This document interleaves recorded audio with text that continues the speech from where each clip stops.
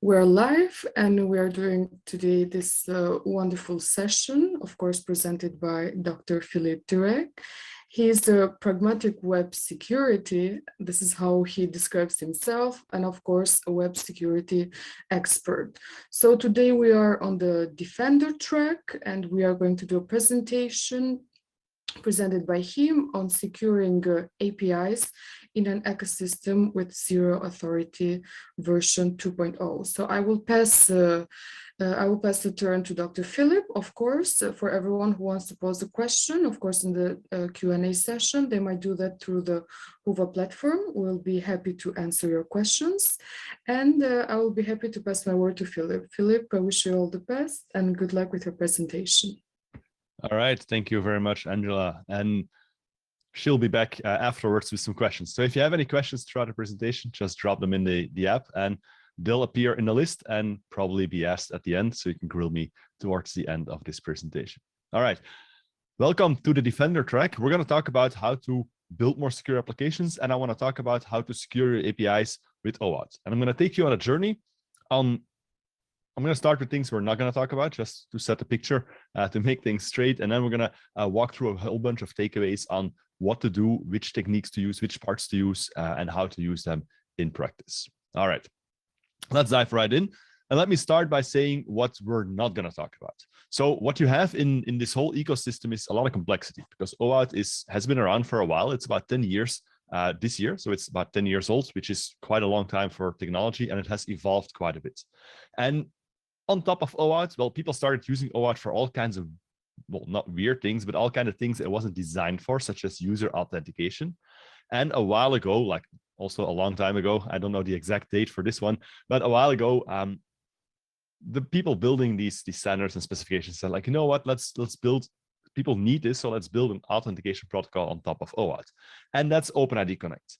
And in OpenID Connect, a client application can basically go to an authorization server, to an identity provider, and ask information about who the user is. Like, can you authenticate this user for me? And it will return information about the authenticated user. Whenever you use something like sign in with Google or sign in with Apple or one of these things, or your enterprise login is very likely OpenID Connect as well. And OpenID Connect has nothing to do with API security. So now that we know what OIDC is, it uses OAuth under the hood, but it doesn't do anything for API security. It's only for offloading user authentication. That's what it does. It's a whole different use case, just using a similar underlying technology as we use for accessing APIs. All right, with that out of the way, let's talk about OAuth actually. OAuth is what we really want to talk about and where we want to go to. And OAuth is about accessing APIs. So a client, an application, can be a backend web app, a third-party backend web app, can be a mobile app, can be a front-end web application, or even an app that doesn't involve users at all, can go to that authorization server and basically ask, like, hey, I would like to access this API on behalf of the user or as a client application. We'll talk about that later. Can you make that happen? Can you give me something to actually go to the API and be like, hey, I'm this client, I would like to handle this or send this request, and the API can process that. And that's OAuth. That's OAuth. That's an OAuth flow is going to run, which results in a token, an access token. And that access token allows those clients to access APIs, sometimes on behalf of users, sometimes just as the client. That's different use cases. But it's basically that access token gives the client the authority to contact the API, to access the API. And the API will use that access token to make authorization decisions.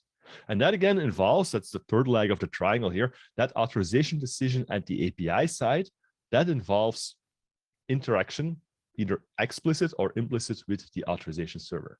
The API will either have to ask help from the authorization server, like, can you help me figure out what this means? Or the API can just use metadata from the authorization server to validate an access token on their own.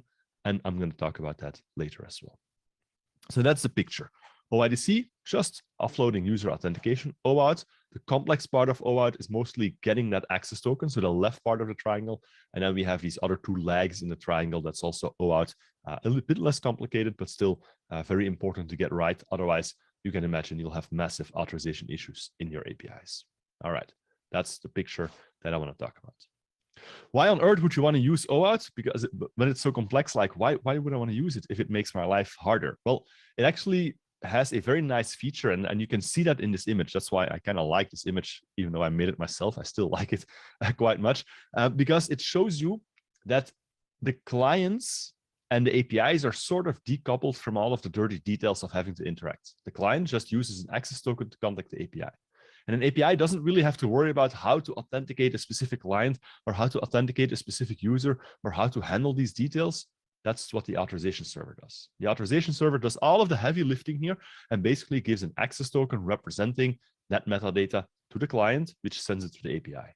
And that's the abstraction that OAuth offers. And that allows you to build like flexible architectures, decoupled architectures, scalable architectures, and so on and so on. All right. Before we dive into more details, let me make this a bit more concrete. Like, how does this translate to real world applications? And I know we all have different backgrounds, so I'm going to use an example that everybody knows. Even if you don't use it, we're going to talk about Twitter. This is totally fictional, by the way, because Twitter doesn't use OAuth at 2.0, but whatever. Just imagine that they do. Doesn't matter here. The authorization server, that glue holding everything together here, is Twitter. Twitter offers a developer platform. They use OAuth 1 and some parts of OAuth 2. It's a bit weird, but Twitter offers a developer platform. That's what matters, where you as a developer can build a client and then register it with Twitter. So you can tell Twitter like, hey, here's a client application. I'm going to register it, set it up so it can later come to you, ask for an access token, and so on. In this ecosystem, the APIs are Twitter APIs.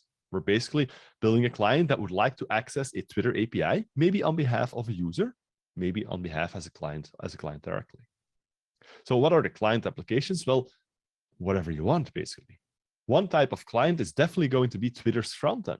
Twitter's own frontend applications are OAuth client applications. They go to the authorization server like, hey, I'm Twitter. I would like to access Twitter. And well, you can kind of guess what's going to happen. The authorization server is like, oh, yeah, of course, you can do that. And the client can access the APIs on behalf of a user. Because if I log into the client, I give that client permission to access Twitter's APIs on my behalf. So Twitter can do Twitter things and make tweets happen, basically. A lot of Twitter tweets going on here. What other clients do you have? Well, there's undoubtedly mobile apps. Twitter has their own mobile apps. I'm going to add another bird on the slide. We have enough birds now. But mobile apps can be clients as well, or you can have services as a client as well. For example, you can build a standalone application that's not used by a user, but just collects statistics every day. It could go to Twitter and be like, give me all tweets from today with the hashtag OWASP global virtual AppSec. That would be one way of using a client. That's not on behalf of a user. You're not accessing a user-specific timeline. You're just sending a request to Twitter directly as a client application. You still want to have that access token because Twitter's APIs are not open. You still need to be a registered client before you could contact the APIs. All right. Third scenario, that backend clients. Backend web applications can be OAuth client applications, which is kind of a weird terminology, but once you get used to it, it actually makes perfect sense. So what would be a good scenario here? Well, Buffer. I'm using Buffer. You may have seen that I tweeted out the link to the slides on Twitter. If you are on Twitter, then you may have seen that. It's not like I was tweeting live right before the session. I actually like to be calm and relaxed before I start speaking. So what I use Buffer, a social media scheduling tool. So I have a Buffer account and I've linked Buffer to Twitter. That's the left top arrow. Buffer has access to Twitter on my behalf. And that's a backend web application. So the Buffer server knew that at 10:55 local time, they had to send out a tweet. So they contacted Twitter's API and were like, hey, can you post this tweet on Philippe's timeline? And here's an access token to prove that I have the authority to to handle that operation on behalf of Philippe. And then a final part of this picture, yes, I can talk a long time about a single slide. A final part of this picture is that you also have API to API communication. So let's say that there's internal communication between APIs, not necessarily on behalf of a user, but just inter-service communication. Those APIs can become clients and consumers of access tokens as well. So API to API communication is often implemented with OAuth as well with access tokens. All right, that brings me to the first takeaway. The first takeaway, I'm going to have a whole bunch of these takeaway slides here. The first takeaway is use OAuth and OpenID Connect as intended. So sometimes people get confused, like, what do I use for what? OpenID Connect is only for user authentication. If you're not dealing with users, if you have a client, a machine-to-machine access scenario, OIDC is meaningless. It doesn't make any sense to use OIDC. So OIDC is about user authentication. OAuth, on the other hand, is about enabling a uniform authorization framework so you can access protected resources, that's the official terminology, but in practice, it's likely APIs. In modern systems, that protected resource is an API. So OAuth is about getting that access token so you can access APIs. OIDC is about getting information about the user. All right, that was the introduction to my session. Let me introduce myself. I'm Dr. Philippe de Ryck. Thank you, Angela, for the host, for getting my name right. That's not often that happens, so that's absolutely awesome. And I run a company called Pragmatic Web Security. And through Pragmatic Web Security, I basically deliver in-depth security training to developers. So I actually just finished a 2-day workshop in Sweden, and I flew in this morning right before my talk. I'm back home now, so I made it on time, so that's a good thing, especially with airports these days. So I do on-site training, online training, and also help companies figure out how to approach security best practices and designing their applications in a secure way. All right, what else? I'm a Google developer expert and Auth0 ambassador. These are like a community outreach programs of these companies. So they recognize the efforts I'm doing with giving presentations like this one and so on and so on. So I'm not employed by Google or Auth0. I'm part of their DevRel programs and so on and so on. And I organize a course in Belgium called SecAppDev, which actually starts next week, Monday, so in 3 days. So I'm pretty busy with that as well. And that's a week-long course on AppSec with speakers from all over the world teaching their expertise to our attendees. All right, enough about me. Let's talk about APIs. Let's talk about APIs, clients, and access tokens. On this slide, my question becomes, where does that access token come from? Well, from the authorization server. That's an easy question, right? Where does it come from? Well, obviously from the authorization server. I mean, we talked about that before. The better question, that's not a good question, actually. The better question is, how do you get the access token from the authorization server? It's like, that depends on what you're building. It depends on whether you're building an application used by users, like Buffer going to Twitter on my behalf, or an application that's accessing APIs directly, like collecting tweets with a specific hashtag without acting on behalf of the user. And let's talk about the second scenario first, machine-to-machine access, a client accessing an API without users involved. You just set it up, configure the client, and the client can now contact the API directly whenever it wants to do whatever it needs to do. And here's how that flow works in the OAuth world. So that flow is called a client credentials grant, because the client is going to the authorization server with its credentials, typically an ID and a secret, and is going to ask that authorization server for an access token. Like, hey, I am the hashtag collector client. You know me because somebody registered me before. Can I get an access token to access the APIs, please? And the authorization server will verify the details, typically return an access token if everything checks out, and allows that client application to access the API with that access token and get the tweets from that API. This is as simple as it gets. That's the simplest OAuth flow we have, and that is the one we use for machine-to-machine access. Scenarios that do not involve users, and we call this the client credentials grant because we're exchanging client credentials for access tokens. That's what we do. Takeaway number 2, the client credentials grant allows machine-to-machine access. Why do we have it? Because it absolves the API of the responsibility to have to figure out how to authenticate the client. You can have like 20 of these clients, and they will all go to the authorization server, get their access tokens, and send them to the API. So the only thing the API needs to know is like, how do I handle this access token? And how do I make authorization decisions with that access token? I will get to that later in this session. We still have half an hour to go, so that detail will be covered soon, I promise. All right, that was easy. So let's get to the hard parts. What happens when a user is involved? Well, when a user is involved, things get a little bit more complicated. As in, well, that's a lie. They get a lot more complicated because the user communicates with the browser, and we have to loop in the browser, and we have a bunch of redirects going back and forth, and that makes things kind of challenging. Here's what that means in practice. Let's imagine a scenario with a backend web application as a client, Buffer and Twitter. I am logged into Buffer, and I want to connect Buffer to my Twitter account, give them permission to access Twitter on my behalf to post tweets. So I'm going to click a button somewhere that says connect my Twitter account or my LinkedIn account or my Facebook account or my, well, I'm not on Instagram, so I don't have an Instagram account. Yes, I'm that old, I know. All right, so you click that button and that's going to initialize the flow. So the backend is the client, the backend is in control of starting that flow. So the backend will basically initialize that OAuth flow with a redirect. So it responds to the browser with a redirect response, which will take the browser to the authorization server. Goes to the authorization server. The URL contains all the dirty parameters. I'm not going to talk about those, but tells the authorization server who the client is, what kind of access they're requesting, and so on and so on. And the authorization server maybe recognizes that user. Step 3 can carry a cookie. In that case, the authorization server, Twitter, may know like, oh yeah, you're Philippe. I know you from before because of your session cookie on step 3. If there's no such cookie, if there's no active session, then Twitter is going to be like, who the hell are you? I don't know who you are. And it's going to ask me as a user to authenticate to Twitter. Like, log into your Twitter account for me. Philippe, password test1234. Not my real password, by the way, so don't try it out.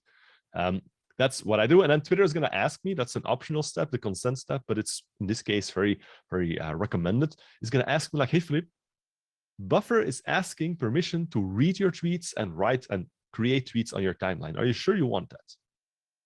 And I, as a user, can think about that and be like, yeah, that's okay. Yes, I approve. All right. Next, the authorization server is happy. It's like, okay, the user, I know that it's Philippe. I know Philippe approves of Buffer getting access to his Twitter account. So awesome. I'm going to create a one-time code called the authorization code and send that back to Buffer. However, you can't send it back directly. You have to go through the browser of the user. That's how this thing works. So it's going to respond with a redirect again, which will take the browser to an endpoint hosted at buffer.com, buffer.com/callback or something like that. And in the URL that's being loaded, there's a parameter called code, and that code contains that authorization code.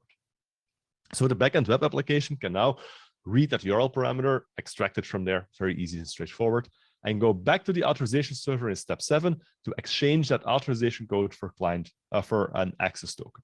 And that's what happens right here. All right, with that access token, you can kind of guess the next step because that's the whole point of using OAuth, that the API side only deals with access tokens. So now Buffer can go to the API and be like, hey man, create a tweet, please. Here's an access token. The API looks at it and it's like, sure, why not? And that is how this flow works in practice. We're exchanging in step 7, we're exchanging an authorization code for tokens. So you can kind of guess what the name of this flow is. It's the authorization code grant. And then if you want to know more details, we use a mechanism, an additional mechanism called PXE, proof key for code exchange, which I'm not going to explain here. It's a client-specific thing that you have to implement there. Just know that you have to use PXE if you want to use this flow. All right, takeaway. User-based access scenarios rely or use the authorization code grant. I know there's other OAuth flows, but they are deprecated. You don't use them anymore. Like the implicit flow is off limits, the resource owner password credentials flow is off limits. Everybody uses the authorization code grant with PXE. Mobile apps, front-end web apps, back-end web apps, all of them. Awesome. Now, let's think about that Buffer scenario, right? Buffer is accessing Twitter on my behalf, but if I have another presentation in 2 hours for a different event, also online, so kind of easy. What if I also tweet? I have a tweet scheduled for that event. So what if that tweet goes out and Buffer goes to Twitter and Twitter's like, yeah, man, that access token is no longer valid. What do we do then? Well, Buffer could send me a mail and be like, hey, Philippe, can you come back to Buffer and click that button again so we can run that flow and get a new access token? But that would not be very user-friendly because I'm probably not going to see that mail until it's too late. But in the previous image, you may have seen that when Buffer exchanged that authorization code, they also received a refresh token. And a refresh token is a token that gives you or gives the client long-term access and allows the client to get a fresh access token with a refresh token. So the client can request a new access token in this case. The authorization server will verify that refresh token. And if everything is valid, it will provide a new access token with a new lifetime, valid for another 15 minutes, 30 minutes, whatever, so that the client can now go to the API again and post a tweet when necessary. That's what a refresh token does. It provides a client long-term access without the need to involve the user in that process. It also enables you to keep your access tokens short-lived, which is a best practice. If you can keep your access tokens short-lived, like 5 minutes, 10 minutes, that's a good practice because the client can always use that refresh token to get a new one if necessary. And short-lived tokens reduce the window of abuse in case somebody would steal a token and abuse a token. All right, good.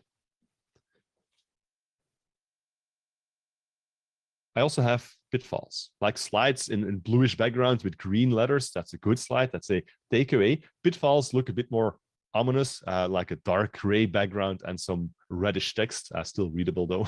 Full red was not readable, so a somewhat readable red text. And the pitfall here is that people often misuse tokens in this whole OAuth stuff.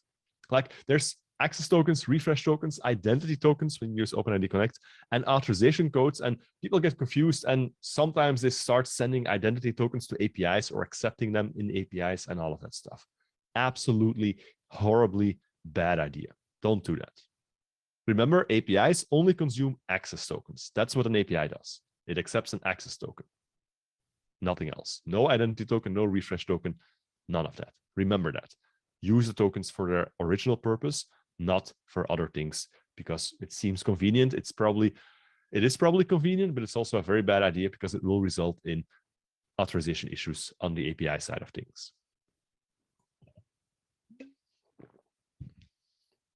All right. So enough pretty pictures, right? I know I make nice PowerPoint graphs, but we are developers. We're in the builder or defender track. So you want to see things in monospace font. So here's an access token. Two access tokens, actually. On the left, you have a reference access token, and on the right, you have a self-contained access token. Two tokens representing the same authority, just in a different format. So what is this all about? Let's talk about the reference access token first. A reference access token is actually a random identifier that is meaningless to everyone except the authorization server. What does that mean? Well, first of all, I lied about no pretty pictures anymore. I have more pictures to explain how these things are going to work in practice. So what does that mean? The client is going to get an access token by running that OAuth flow, depending on what client you're building, and it's going to get a reference access token. And with that access token, it can contact the API just like before. And that token means nothing. It's a random identifier, kind of comparable to a session ID. It means nothing. So the API now has to go back to the authorization server and be like, hey, man, I got this random token, this access token. I don't know what it means. Can you help me translate that? And the authorization server will look up that token in its list of tokens in its data store and like, oh yeah, that token is associated with Philippe for the buffer client and so on and so on. Here's a set of claims associated with that token. And we call that token introspection. The API has to translate that access token to claims at the authorization server. API can't do that on its own.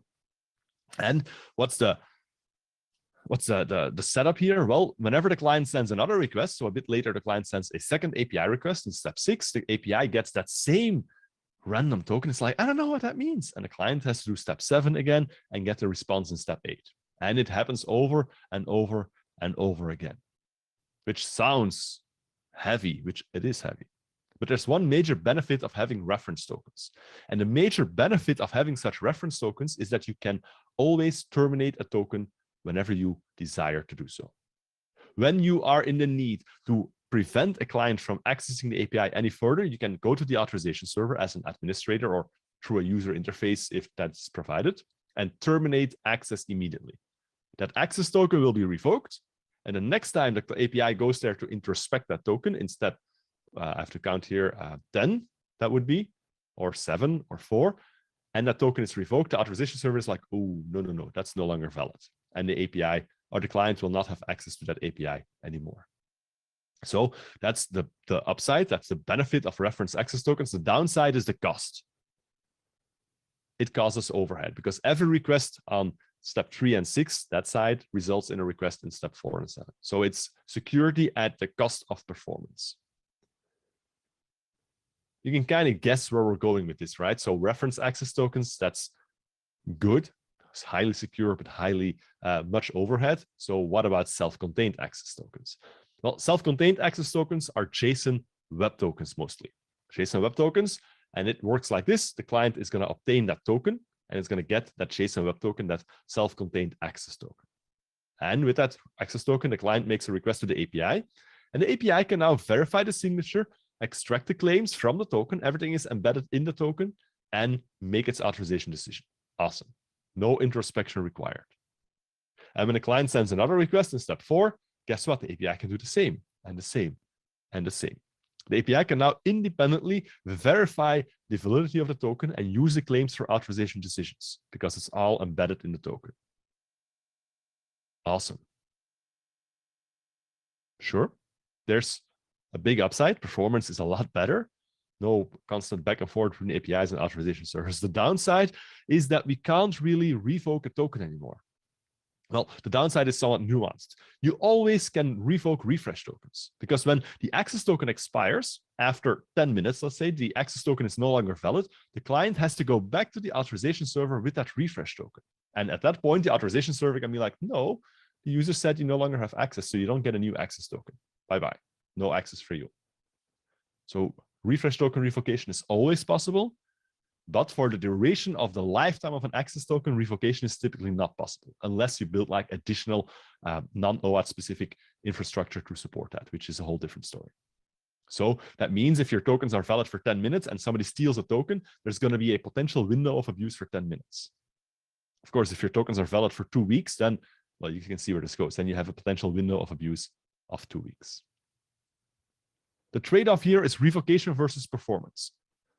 What does that mean in practice? It means that highly security-sensitive applications, financial app, e-health apps, they are willing to pay the cost and use reference access tokens with token introspection. For them, it makes perfect sense to accept that cost for security. However, for most applications, the recommendation of having short-lived, self-contained access tokens is good. That offers a good balance. It gives you the level of control you need, 5 minutes, 10 minutes. That's acceptable for most applications. And it gives you the performance and flexibility you need as well. So that's a good trade-off in practice for many applications. All right. So how do we make authorization decisions with access tokens?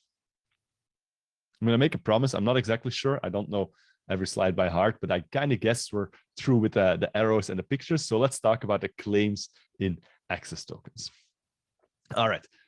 On the left, we have the claims you obtain after token introspection. So the client goes to the authorization server, like, what does this mean? That's the response you get. A bunch of JSON claims, key value pairs, basically. On the right, we have the same, or not the same, similar claims, but the claims that are embedded in a JOT-based access token, like in a JSON web token. And you can see that there are some similarities, but also some differences. So let's talk about those for a second. The first thing is the introspection response will have an active claim, which is true or false.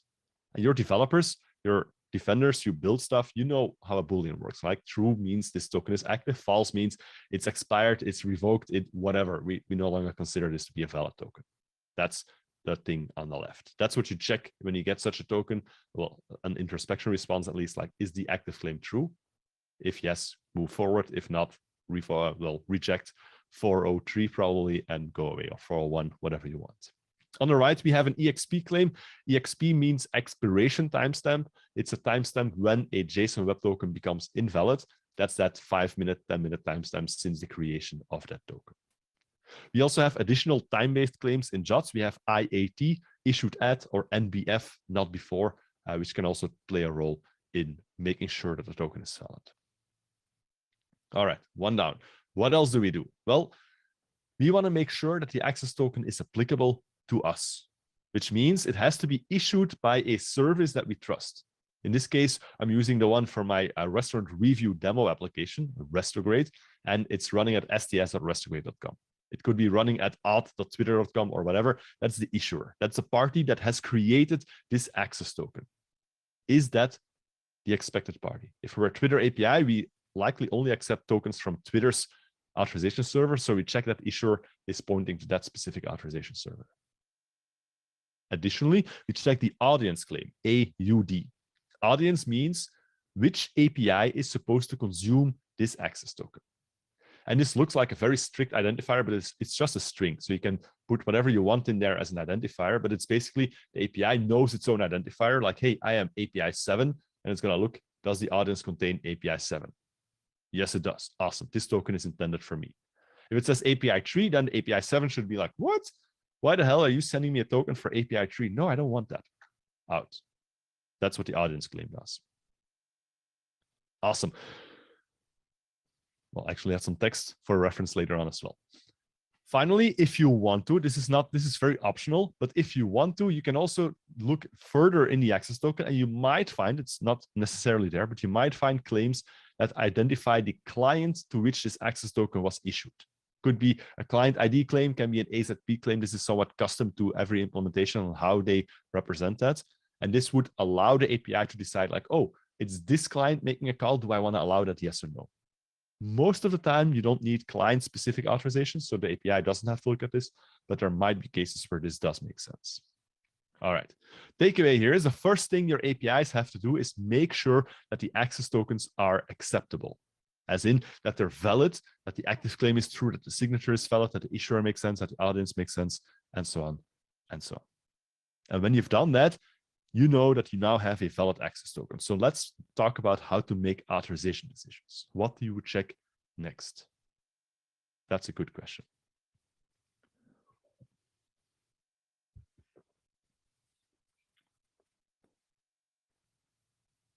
In the access token, you may find, there's like nuance here, may find, as in the OAuth spec is full of optional. So yes, it may be there, maybe it's not there. It depends on how you interpret things, how you build things, what features are supported, and so on and so on. But there may be a scope claim.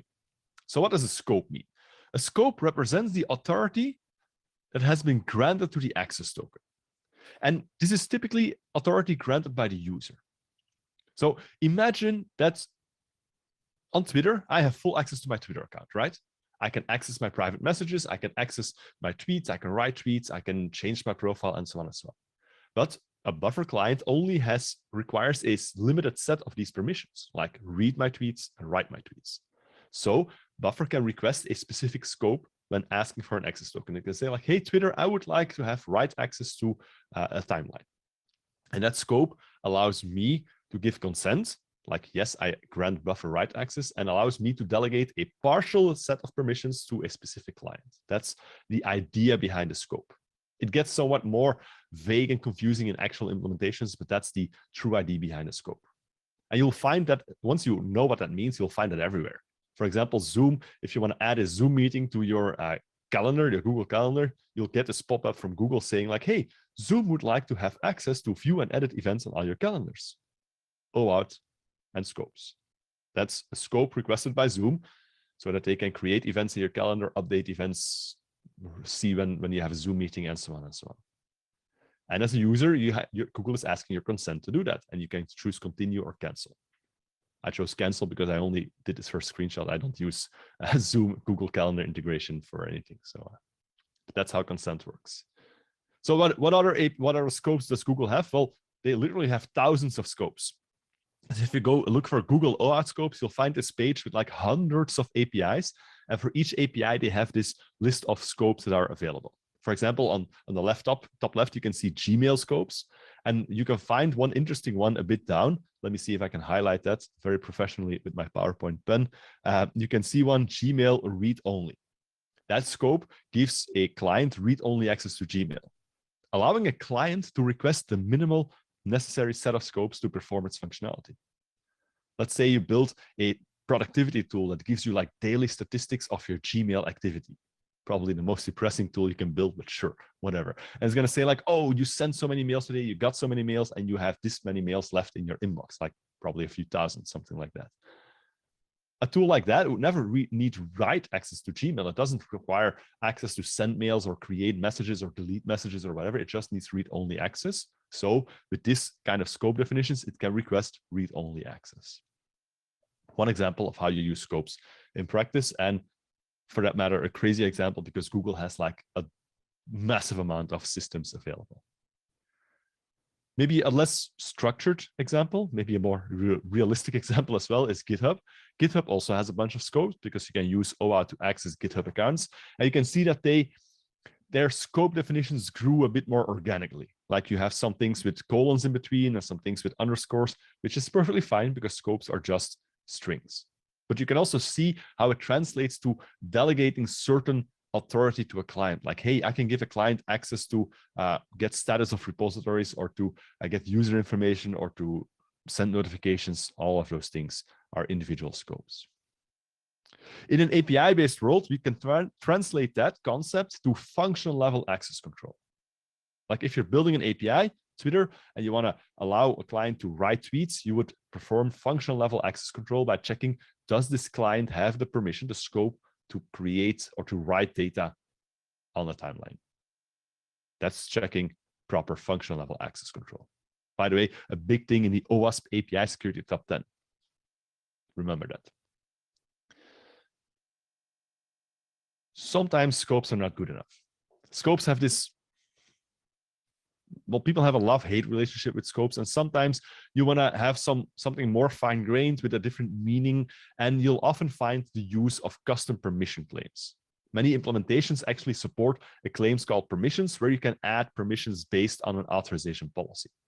For example, you can configure your authorization server and say like, hey, these users always get these permissions, or these users have the admin role, and by definition, they get these permissions, or this client gets these permissions, and so on and so on.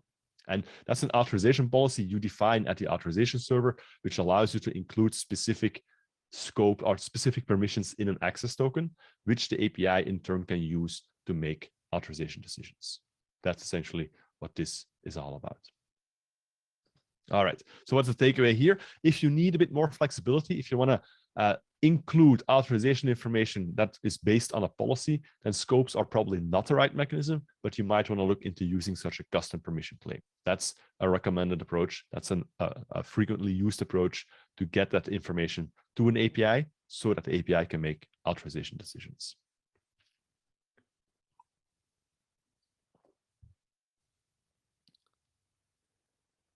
Awesome. We talked about functional level authorization. But do you know what number 1 is in the OWASP API security top 10? Well, you should know. And if you don't know, you should look it up and learn what it is. It's broken object level authorization, not function level, but object level authorization. So how does that work? Or what's the problem here? Well, it's a problem that has been around since forever, because I've been using this slide for like 4 years and a bit, because it just happens everywhere and it's always the same story. In this T-Mobile story, what happened is that you could access your account information by sending a request to their backend using your phone number as the identifier. Your phone number is kind of unique, so why not use that as an ID, right? And T-Mobile checked if you're authenticated. Like, are you an authenticated user? Yes. Okay, here's your account information. Good. Makes sense.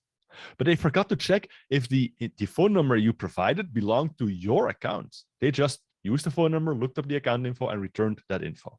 Which means if I do it from my account, everything is perfectly fine. But if I do it for your account with your phone number, they would check if I'm authenticated, like, yes, I am, as me, and they would return your account information just like that. Not good.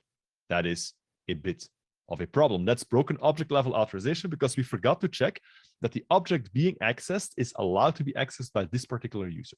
And this problem exists everywhere. We had a story from a bit later from a patient portal, healthcare information, very sensitive, millions of people exposed. Twitter had an issue where you could associate phone numbers with user accounts, and Facebook had an issue where you could change the name for any Facebook page and then register a new one with the same name or with the old name and take control of people coming to that page. So a lot of very similar problems, and they exist in virtually every API out there today. Why am I talking about this? Well, because you have to perform object level authorization checks with access tokens as well. Here's an example of a user-specific access token. A user-specific access tokens, they always contain an SUB claim. An SUB is a 3-letter abbreviation for subject. It's basically a claim representing the user associated with this access token. And it's a user ID that is the value of that claim. So in this token, we have 2 things we use for authorization. We have the permissions claim, which allows us to do function level access control. Like, can the user access the endpoint that returns review information? Yes, they have the reviews read permission. Good. Can the user access this particular review? Well, let me check, because let's use that user identifier, compare that to the author of the review, make sure they're the same. In that case, this is the user's review. Yes, they can access that review. That's how you use this in practice. So we basically rely on that user's identifier, which is unique in that authorization server's ecosystem. So that identifier will always be the same and will never change and will be unique, immutable. And we use that to ensure that the object being accessed is indeed allowed to be accessed by that user, which can be simple, like comparing IDs of the user versus the author, or it can be a bit more complex. For example, checking if the user belongs to a restaurant or a shared project to which the review belongs or whatever. That's an authorization policy that's specific to your application, and that's not something we can discuss in detail right here. But we have to be aware that we have to perform these object level authorization checks. That is absolutely critical. And if you mess that up, things are going to end badly, and you'll suffer from OWASP API security top 10 issue number 1. And trust me, almost every API does at some point in time.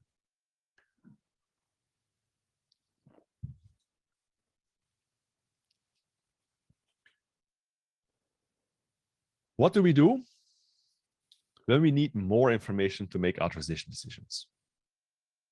Like, you'll often find multi-tenant scenarios where you have users, sure, but the user belongs to a tenant, a customer in your application, and you have like a bunch of tenants, and each tenant has a bunch of users, and you'll need that tenant information, that customer information to make authorization decisions. So the question becomes, how do you solve that? Can you include that in the access token? That's a good question. Like, maybe. And actually, yes, you can. It's not maybe, yes, you can. So first of all, access tokens, they perfectly well support custom claims. So an access token, there's no problem for including a tenant ID or a tenant name or the name of your dog or whatever in the access token. That's perfectly legal and perfectly possible. The main question is it a good idea? Do you really want to include that information in your access token? And which information is okay to include and which information should we probably not include? And there's no rules for that. There's only rules of thumb, like experience guidelines, but that's the best we have at this point. So first of all, we can include additional metadata. A good guideline to decide if it's something you want to include in an access token, yes or no, is to think about whether the custom claim you're adding is associated with the user's identity, because the access token represents the authority of a client to act on behalf of the user. So user-specific information, sure, we can include that. API-specific information, like probably not. That's something we shouldn't do. So in this case, a tenant ID is something that belongs to the user's identity. That's a core part of who the user is. So yeah, if the authorization server has that information, it can perfectly fine. It's perfectly fine to include that in the access token, allowing the API to make authorization decisions based on that tenant ID, which I just noticed is the same as the user ID. That's a PowerPoint copy-paste mistake. I'm going to fix that in the future. So it's supposed to be a different ID in this case. What shouldn't you include? Well, API-specific authorization details. You shouldn't be mimicking API authorization policies at the authorization server so that the authorization server can include it in access tokens. That's going to be a recipe for problems because it will tie your authorization policy of the API to the authorization server. It will make it very difficult to update something. It's going to be a nightmare to keep that in sync and so on and so on. So user-specific information or user-associated information, sure. API-specific information or details, not good. So the pitfall here, gray and red, the pitfall is that you want to avoid overloading the access token with details. So you shouldn't be replicating API authorization policies at the authorization server so you can include them in claims and then use them at the API. That's not a good idea. Limit the information to user-specific claims, making it possible for the API to enforce their own authorization decisions. And that brings me to a last point in this session. Whenever you use information, and a common example is that tenant ID that's often present in tokens, whether it's a tenant ID or a customer ID or whatever, that's a value that's often present in tokens. However, depends a bit on how you design your API, but you'll often find that information in other places as well. So here's an example from a Spring Boot application, and you can see on line 2 that the path, the URL to access the API also includes a tenant ID. It's a parameter present in that URL. It's a path variable. So you have /tenant/some ID 17/restaurants, and we get the restaurants for that specific tenant, and it makes perfect sense. And that's often a path variable or a query parameter or whatever. And you'll find implementations like this one that use the tenant ID from that URL. But in this case, we have a bit of a problem. Because you might assume that the tenant ID is trustworthy because, yeah, it's a user's tenant ID and it's also in the access token and it's perfectly fine. But if you never check that, then an attacker can change that tenant ID in the URL and potentially bypass authorization checks. In this case, there's no authorization check. The API in this case mistakenly assumes that the tenant ID is trustworthy, but it's really not because it's request data and it can be tampered with. So what you have to do in this case, if you want to design an API like this, if you want to use that tenant ID in the path of the API, you have to match that against the tenant ID in the access token. You have to ensure that the ID in the URL is the same as the ID in the access token. That should be a generic authorization check, and only then can you move forward and retrieve the information for that specific tenant. Because if you don't, then you have an authorization bypass and you have a problem. And this seems very logical in a PowerPoint slide with only 3 lines of code. It's like, yeah, duh, of course. Trust me, in a real API endpoint, this is actually quite common. In a real API implementation, you'll often find these vulnerabilities because it's very easy to make a mistake like this, very easy to overlook something like this. So the pitfall here is don't use untrusted values for authorization. Use trusted values, check them. If you use them from there, first check them against a trusted source to ensure that they're valid before you actually use them for something in the system. And that brings me to a slide with key takeaways. 3 takeaways to summarize this entire session. First of all, use OAuth to enable authorization in a complex architecture. OAuth and OIDC have totally different purposes. OAuth is about clients accessing APIs. OIDC is about clients getting information about an authenticated user. 2 separate things using the same underlying flows and mechanisms. Learn and respect the purpose of these OAuth flows and these tokens. People often fail to fully grasp the details of a flow and then don't really understand how to use it. And they often ask me like, yeah, but what if we just change this and that and send this there? And more often than not, it results in potential vulnerabilities. These flows are extremely complex. The security of these flows is handled with formal models because people can't think of these attacks. We actually have to ask computers, like, make sure that this is safe. And when people do that research, those formal models, they pop up and say like, we found a scenario where something can go wrong. And people look at that and like 2 hours later, probably like, that's a good one. Crap, we never thought of that. So please be aware that this is extremely difficult to do yourself. So you just use the flows and respect the flows and their meaning. And then finally, enforce API authorization using information from the access token, using the steps we talked about here, the active claim, the signature, the expiration, the issuer, the audience, and then functional level and object level access control. All right. With that, I want to mention that I have additional material on web security. If you want to learn more, I have some online courses that you can definitely take a look at. There's a free course on OAuth and OpenID Connect containing a lot more details. So that's something you definitely can look into. And there's courses on API security and React security as well. With that, I want to thank you for being here. I hope you enjoyed the session, and feel free to connect with me on social media. Twitter and LinkedIn is the best platform, well, the only platforms I'm on. So join me there and follow me to stay in touch on security. Thank you very much. And if you have any questions, our wonderful host is going to pick them up from the app and will ask me about them in the next few minutes. Thank you very much. Thank you very much, Philippe, as well. This was a wonderful presentation, especially for us that are researchers. You really gave us insight on the matter, and you really gave us a few advices that I'm sure me at least will put into practice. So let's jump a little bit on the Q&A session. I'm happy to tell you that we have a lot of feedback and also a lot of questions. People are really interested in the subject and they really want to know your opinion on a few matters.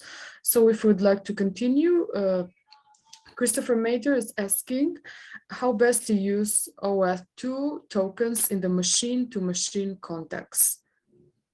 And he's also asking the same token for each service to service is bad. So a new token exchange for each service to service adds a lot of overhead. Zero authentication 2 does not support requesting all tokens front up. All right. So in the machine-to-machine access scenario, you basically need request tokens. So a client, let me maybe jump back to the slide because, well, that's going to make things a little bit more clear. And we have that ability here anyway. So let's go for that. So basically, the idea is whenever we require a different access or permission in this scenario. Yeah. So there is, in theory, there is a way to request a token. You could say like, hey, I want an access token to contact API 1, 2, 3, and 4. But that's kind of a best practice. That's a bit of a bad practice, a bit of a bad smell in systems, because access tokens should follow the principle of least privilege. Like, you should make them as tiny as possible to avoid any risk or harm in case an access token gets compromised or stolen or abused in one way or another. So in this case, you would request different permissions or different scopes within an access token as long as they belong to the same API. So let's say you want to contact 3 APIs. In this case, the recommendation would be to request 3 access tokens, 1 for each API. And of course, inside an access token, you can have multiple permissions for one of these APIs. So that's fine. So API 1 can have read and write permissions. That can be a single token. You would have a token for API 2 and a token for API 3. So that's essentially how this would be approached in practice. And the principle here is not different than with front-end applications or user-facing applications. The client can request certain permissions. The authorization server can automatically grant certain permissions based on a configuration policy, and the token just represents the authority of the client. Thank you very much. I hope that answered your question. Also, I would like to jump to another question from Nathan Britton. He says, he asking that, would you recommend an API gateway in front of your APIs to do the token validation in the scenario exactly that you described, where a stolen token could be used maliciously?